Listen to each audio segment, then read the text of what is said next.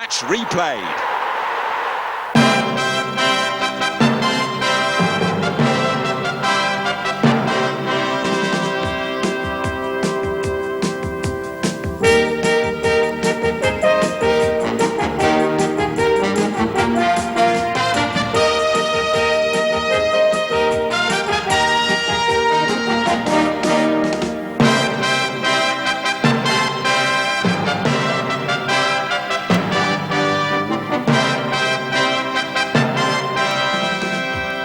Welcome again to the big match. And yes, we do have that very special game on our programme today. Manchester United against West Bromwich Albion. Surely the game of the season for the goals it produced and the ones it so nearly produced. Just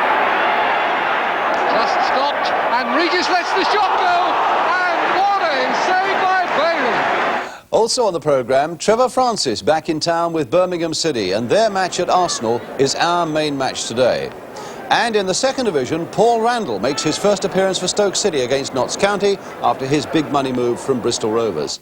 Well, that really sets up the action for us on the programme today. But also today we have an amazing confrontation between a couple of managers in Holland. Just what is that man up to there? We'll be explaining that a little bit later on to you. But now it's action from the first division, Arsenal against Birmingham City. And as we've said already, it brought one young man to London for the first time this season after a long and depressing layoff with a troublesome ankle injury. There's one of the best sights as we go into the new year. Trevor Francis now fit again for Birmingham City after missing 14 matches for them through injury, which kept him out of the England squad for a couple of games as well. Can he now help to pull Birmingham City up and away from bottom place? Can Alan Sunderland, hat-trick man at Tottenham just before Christmas, be one of the men now to give Arsenal that extra momentum and the chance to move from fourth position even closer to the top of the first division in the second half of this season? And indeed, as we look at the teams then, what a contrast in their fortunes. Arsenal have lost only once at Highbury this season, and that was last Tuesday against West Bromwich Albion. But manager Terry Neal has kept an unchanged side, with Steve Walford continuing at number 3. A new name as substitute is 17-year-old Brian McDermott from Slough, and he's still an apprentice professional here at Highbury. As for Birmingham City, they've won only 2 matches all season. They're now without defender Joe Gallagher, who's got flu, and winger Stuart Barraclough, who went down with suspected food poisoning this morning. It means the side has one 17-year-old, Mark Dennis, and 2 who are 18, Kevin Broadhurst and Kevin Dillon. They might be just that bit short on experience as well as confidence. The referee is John Martin from 4 Marks near Alton in Hampshire. And it's the hardy supporters now who've come out in bitter conditions to watch a game of football this afternoon.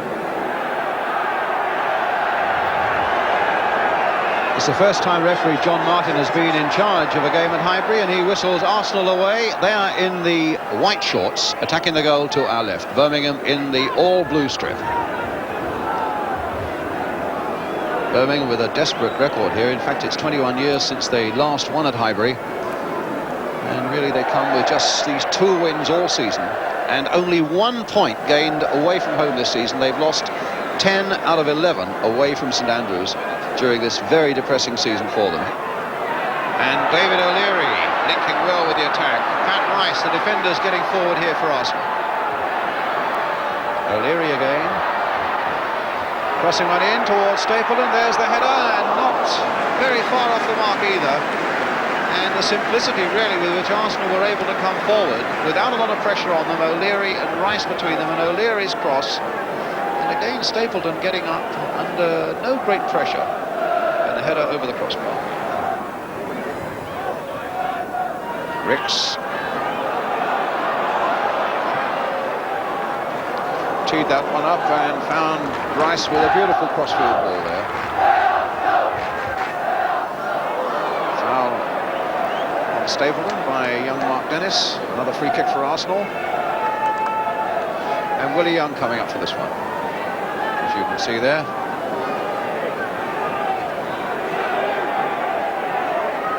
Rice with the free kick. Stapleton, rather Sunderland there with a header, and Stapleton into the back of the net with a breakthrough that was always on the cards.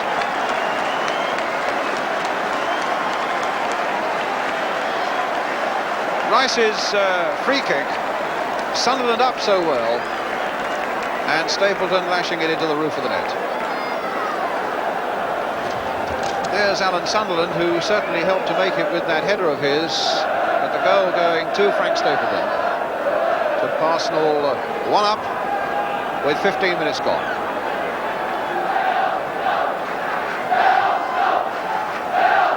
Well, it must be a familiar theme for Birmingham City, having made those 10 visits away from home, or rather 11, and lost on 10 occasions.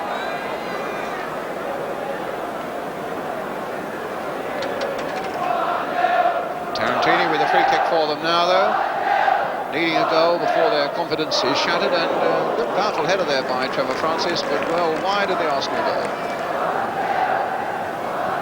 And in the centre there, Jim Smith, the Birmingham manager, who did so well when he went to St Andrews last season, but he really has had trouble all the way along the line this season.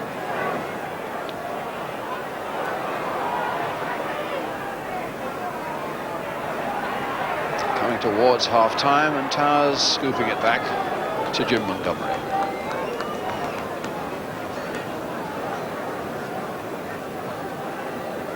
Well, it's an onside situation here for Dillon, with support from Buckley and Francis and Givens. Nicking that in there. Walford's there, just getting ahead. Well, they claimed a penalty, and a penalty it is. A handball by Steve Walford, and out of the blue, Birmingham City get a chance to get level, and it's their first penalty of the season. So Trevor Francis was saying before the game, and he said he'd be taking it if they got one today, and as you can see, that's exactly what's going to happen. Birmingham's first penalty of the season, and a chance now for Trevor Francis. Jim Montgomery at the other end is looking at the moment to see whether his skipper can put it past Pat Jennings. Now, will it be 1-1? It is 1-1. Well, Trevor Francis, even against Pat Jennings, who's got a marvellous record at saving penalties, putting it sweetly past the Arsenal keeper to make it 1-1.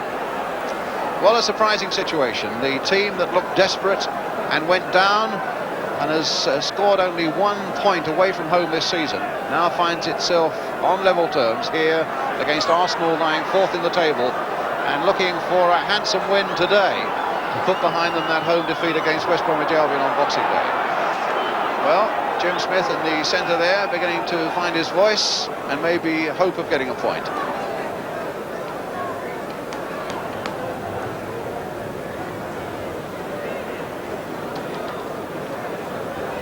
So we're in injury time now at the end of the first half.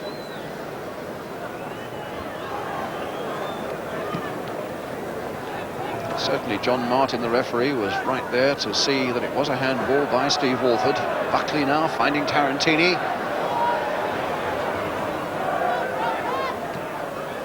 The ball played by Broadhurst right in there, and it's Givens looking to pick it up.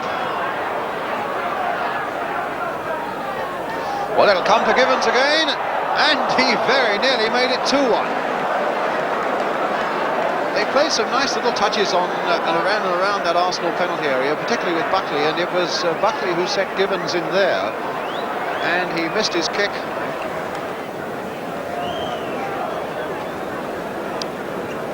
It's right on half-time, and I would think that the referee might well say, let's see if you can soldier on, as the lights come up at Highbury.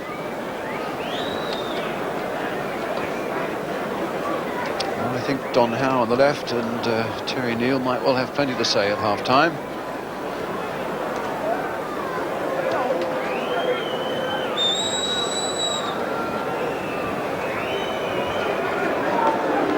Half-time whistle, and Jim Montgomery, who seems to have had quite a rapport with that North Bank crowd in the first half. Trevor Francis' goal from the penalty spot right on half-time, having brought the sides level after Frank Stapleton put Arsenal ahead with a quarter of an hour gone. A fairly undistinguished first half, to be honest, but now with that Birmingham City penalty, at least that should liven things up a little bit in the second half. Half-time then here at Highbury on this bitter afternoon. Arsenal 1, Birmingham City 1, and we'll be right back with that second half.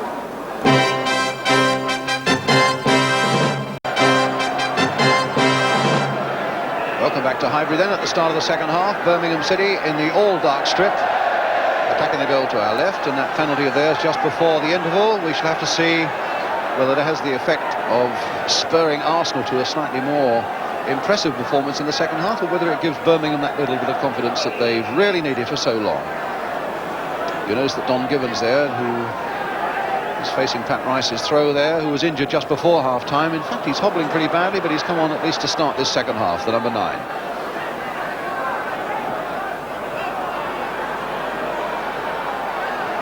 I think they might well try to see whether he can run his injury off. He seemed to stub the ground when he had a shot on goal just before half-time. Sunderland up well there. And Page getting it away for Birmingham. You see he's hobbling pretty badly and trying to run it off. And I would imagine that if Birmingham can hold this 1-1 late into the second half, they might well take him off and bring defender Gary Pendry on. But we shall see. Gatting now finding Price. Well, that's way wide of the mark, and a goal kick. And certainly Arsenal will want to improve on a one-point situation here if they have the real desire and aim to win the First Division Championship, having lost at home to West Bromwich Albion on Boxing Day. They would certainly want to get 2 points from this game.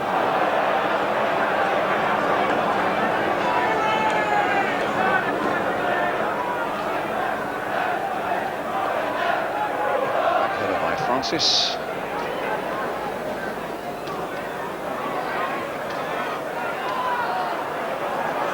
Price. Now Brady. And again, the referee not playing an advantage. And he's been well up with the play. He's made his decisions quickly and honestly, of course. But I must say, once or twice, he has not played the advantage. Tarantini in there, having a tussle with Walford, and Ricks playing it in, and this might come for Price, it might come for Rice, and it has for Pat Rice!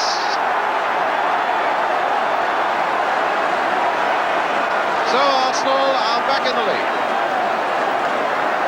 And although maybe there was criticism of the referee for not playing the advantage when it looked to be going Arsenal's way, in the end it all came right for Arsenal, as the ball came across the penalty area, and David Price looked to have a stab at it, but seemed to falter. The ball ran for Pat Rice, back of the net. Arsenal 2, Birmingham City 1. And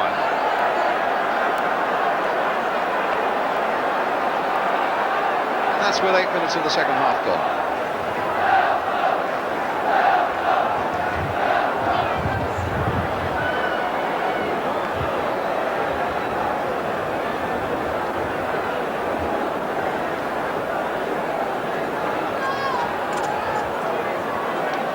Pat Rice's first goal of the season, and before today he was the only Arsenal outfield player not to have got his name on the score sheet. But here's Francis, twisting and turning, and the ball cut out in the end by David O'Leary. Brady.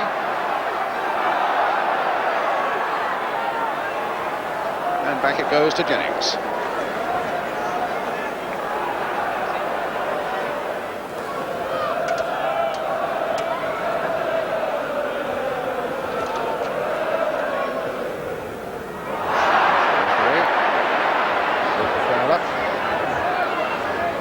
Played by Buckley again into the path of Dennis.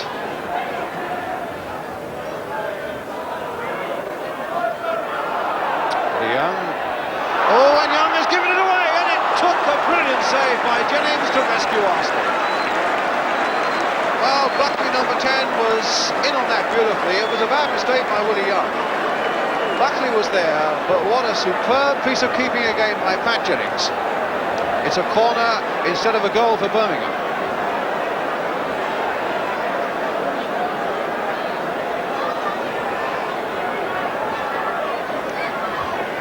So Towers again with a corner. Nice kick by Dennis.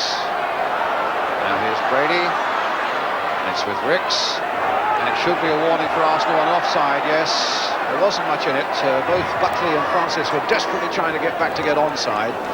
Tony Towers here was in fact in a good onside position. But that near miss must again be a warning for Arsenal. They've looked, I think, slightly the better side, but a 2-1 advantage is still not enough. One mistake in defence and Birmingham could so easily have been level. Leary. 20 minutes to go. Brady again.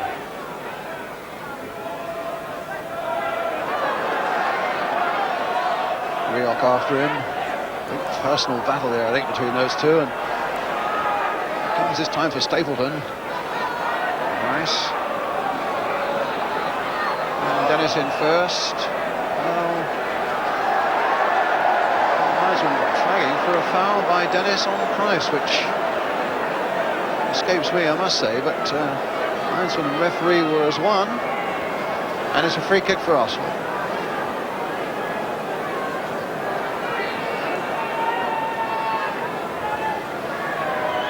Thomas and Dennis, two-man wall.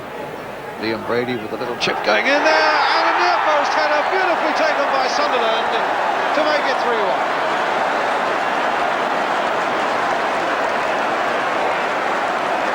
There might have been a question mark as to why the free kick was given in the first place, but once Brady had floated that free kick in, Sunderland was quicker off the mark than anybody, and really the beautiful near post header giving the Birmingham defence, who were slow off the mark, no chance at all, back of the net. Arsenal 3, Birmingham 1, and the scorer Alan Sunderland. Now Rioch on his way for Birmingham. Buckley is up there, Francis also. Here's Buckley, who's worked so hard and well this afternoon. He really deserves something out of the afternoon. And he said it's Tony Towers, and it's Buckley who very nearly got something out of the afternoon. In the end, Francis, and it charged down as well. Oh, that was an amazing sequence of events there, particularly when Alan Buckley went through and his shot was blocked by Pat Jennings. It came out to Trevor Francis, and he found that his shot was blocked as well. Still having a shout right at the end, but to no avail because the whistle has gone. Arsenal have won 3-1. Alan Sunderland, scorer of the third Arsenal goal. Previous to that, Trevor Francis, the number 8 for Birmingham, from that penalty spot just before half-time, had given Birmingham that little bit of hope, but it wasn't sustained. Stapleton, Rice and Sunderland then the scorers for Arsenal. Trevor Francis for Birmingham City. The players come off and get to the warmth of the dressing room and a nice hot bath to go with it. So problems still for Birmingham City, and many of them. Arsenal 2 points that keep them on course towards the top of the table after that defeat on Boxing Day against West Bromwich. The final score then here at Highbury: Arsenal 3, Birmingham City 1. Our second game today takes us to the battle at the top of the second division, where Crystal Palace, Stoke, West Ham and Brighton have all blown hot and cold in recent weeks. Now we feature Stoke City, lying second, who this week bought Paul Randall from Bristol Rovers for £160,000. It was his first game yesterday at home to Notts County, themselves in 5th place. Pictures come from ATV, the commentators Hugh John. Stoke are in the stripes. And Stoke, their striped jerseys, sweeping away to our right. Scott. They got one down to Randall. Wins a throw-in off Richards. Throw-in which Richardson will take for Stoke. Good length on it. Stubbs gets it out, and a shot on the turn and a goal! Sammy Irvin! Oh! Well, there's a shot for you. 1 minute and 48 seconds on our watch, and Sammy Irvin, his 7th goal of the season, sticks Stoke in front. That long throw coming in from Richardson, half cleared by Stubbs. I think it was Scott got the touch back, and Irvin, quick as a rattlesnake, buries it with his left foot. Well, it's not a particularly good one. Picked up Masson, but Crooks is there. Now Kendall did very well. Irvine, good ball. Crooks, space to run. O'Brien coming back at him and missed him. Crooks nicely off for Kendall. The ball across the box for Irvine. Oh! What a beautifully constructed piece of football now. Irvine and Kendall combining perfectly down this right side. And Kendall, a dream of a ball across the box. Irvine striking it superbly. McManus, no chance, and it was wide of his post. Randall, half a man at his back. Stops him. Now here's Crooks. Kendall gets in there. Oh, and a shot now from Randall. By golly, he drove that one. Stubbs got in the way of it. Well, that was a beautiful ball through from Crooks to Kendall. I think McManus rode his luck a little bit in stopping the shot. But clearly, the second shot from Irvine was on, Randall was on its way until Stubbs got there. Ventura and McDoyle was there. Man, the last man. Did well under pressure. Irvine. No, the ball not out.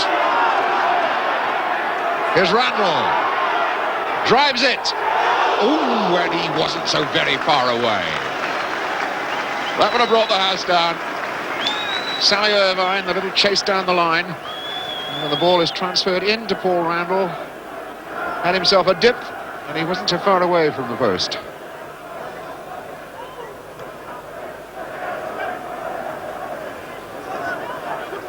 Callahan was there, and so was Mann. He has given tremendous cover to this Notts County defence. Jeff Scott. O'Brien's under this. Oh, he lost it to Crooks. Has Crooks done too much? Richardson. O'Callaghan. Goal. Brian O'Callaghan makes it 2-0. 35 minutes of the second half gone. And that's a bitter blow for Jimmy Cyril and Notts County. They were doing so well.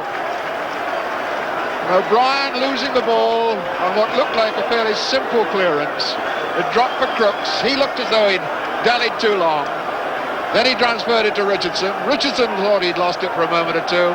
It trickles away to O'Callaghan. The ball into the net off McManus's fingertips. We break off for a moment now for a most surprising sequence of events during a match between Haarlem and AZ67 played in Holland. What you should know is that the rival managers, Barry Hughes, who's an Englishman incidentally, and George Kessler of AZ67 really haven't been on speaking terms for quite a number of years now. Just one of those things, they just haven't got on. And here's what happened when their two teams met in Haarlem just before Christmas.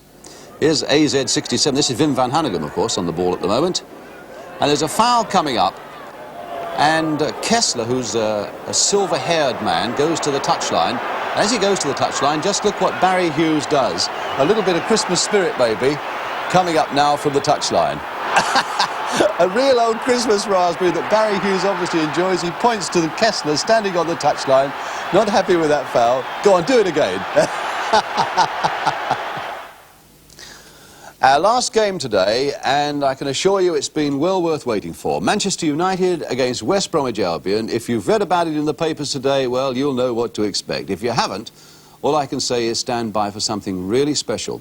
One critic today described it as the most entertaining game he's ever seen. Well, there were 45,000 fans at Old Trafford to enjoy it as well. The game was covered by Granada Television, the commentators Gerald Sinstadt. Manchester United are in the white shorts. Four-man wall for Bailey's right-hand post. Still not entirely happy that they're in the right place. They've got a fifth man now. Robson. And Batson coming in. Beautifully worked free kick, which took United absolutely by surprise. Bailey there, completely left uncovered as Batson came in onto Robson's cross. And Bailey pleased that the header went wide.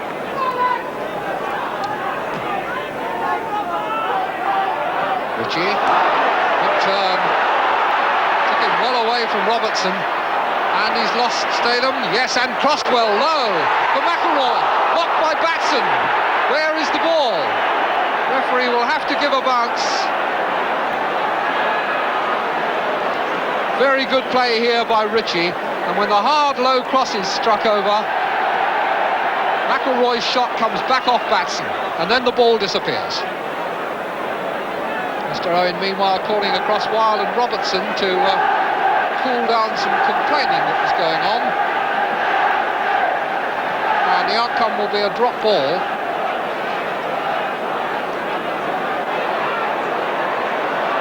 And there could be a fair old scramble here. Absolutely right. Well, Mike Thomas, a Welshman, of course. Chipped in by Brian Greenough and touched over by Gordon. Well, from a little bit of fun there from the rugby scrum, the ball came out to Brian Greenough, who did exactly the right thing. Beautifully controlled chip, and I think it might have dropped under. McQueen on the line, so too is Ritchie, and it's not easy for Gordon there, as McElroy prepares to swing it in.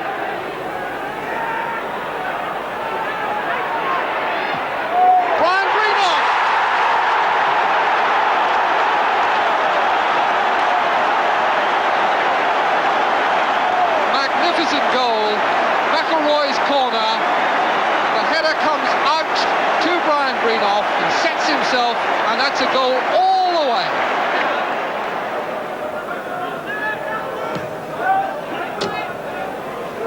Buchan, good jump.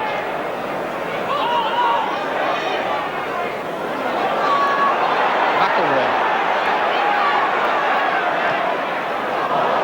Cello to Robertson.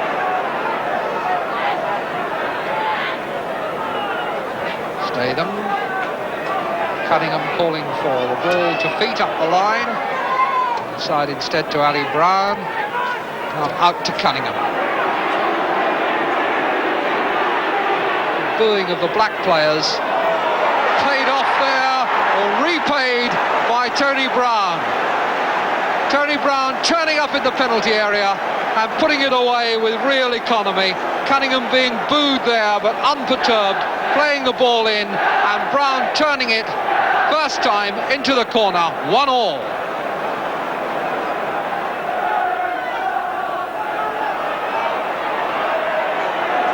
Cunningham again. Past Coppell, past McCreary. Regis wanting one chipped in, no, it's played in low for him. Back heel for Cantello. What a magnificent goal! What a great goal!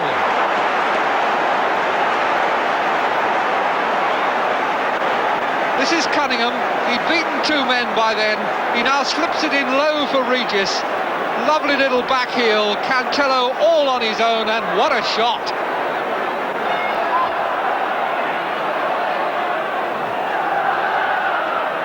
Robertson. Linesman flagging for a foul. Referee applies the advantage, and Wilde clears to touch. Well, the game has suddenly exploded with three very good goals indeed.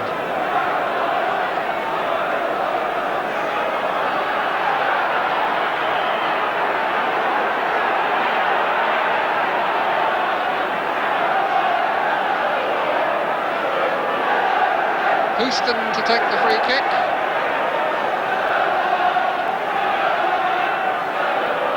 Over it comes towards McQueen. So it's now 2-2. And McQueen is injured. Houston's free kick, and McQueen given an awful lot of space here. Nobody had picked him up. No chance for the defenders. Houston. Ritchie. Houston. It's a useful header that Cantello won there. And Albion in a little bit of trouble here. McElroy. Good change of feet. And a great goal! What a good goal again! Was beautifully done by Sammy McElroy. Albion trying to football their way out of trouble, eventually lost possession. McElroy changes from left foot to right, and in goes another fine goal. Once again, United with 10 forward. McElroy. Jimmy Greenough delaying.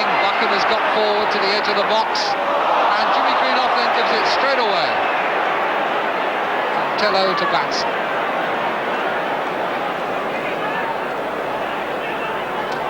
Tony Brown popping up on the right touchline, and a good break here by Robson. 3-3, no, a great save by Bailey. Beautifully engineered break. Tony Brown and Robson quick through the middle, but a good save by the young goalkeeper. Robson. Statham. Cantello's header on, and Tony Brown has scored. The last blow of the first half, surely, struck by Tony Brown. Seemingly fairly innocent ball played in high. Is a good back header here by Cantello, and they come bursting through the ranks there. Tony Brown gets the touch, and Bailey can't keep it out. That's McCreary, bustling, energetic little player in the box. Here's another, Thomas. Now Koppel, Houston to drive it across. Regis, Tony Brown, Cunningham, good sprint, good control, now he's heading for goal. Just stopped, and Regis lets the shot go, and what a save by Bailey. Regis could scarcely believe it. Great run by Cunningham, and then when he lays it off, or in fact it's blocked by McCreary, Regis lets fly, and look at that for goalkeeping.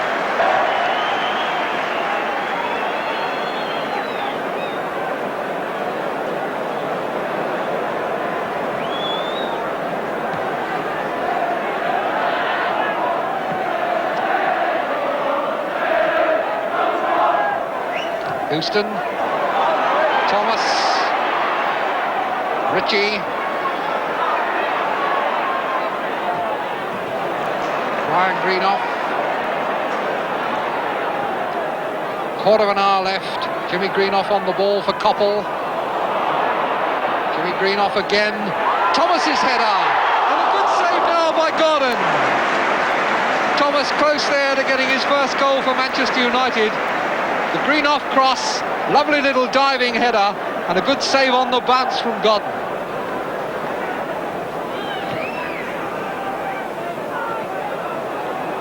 That's a neat little header from Regis for Cunningham, and if he keeps his head, he'll score.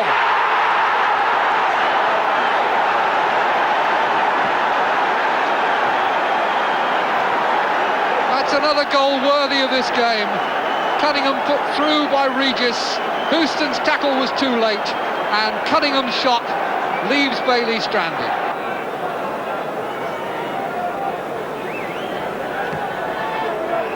Two men caught offside, Koppel and Ritchie. So Mr. McManus from Connors Quay, the linesman with the red flag on this side.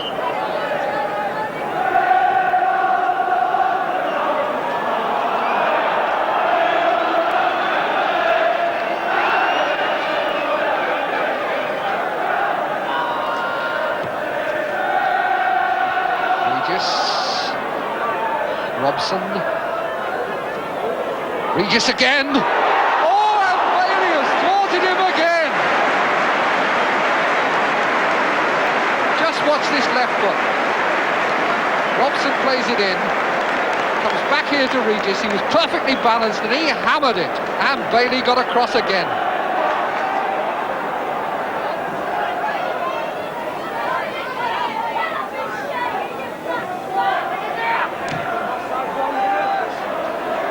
Thomas resorting to his rugby tactics, but the decision is obstruction, or was it in fact a throw was given again in the end. Koppel. Cunningham letting the ball beat Houston, and he's away again to show that pace and grace and control. Just a nicely weighted little pass for Ali Brown, who's turned inside Brian Greenoff, on for Regis.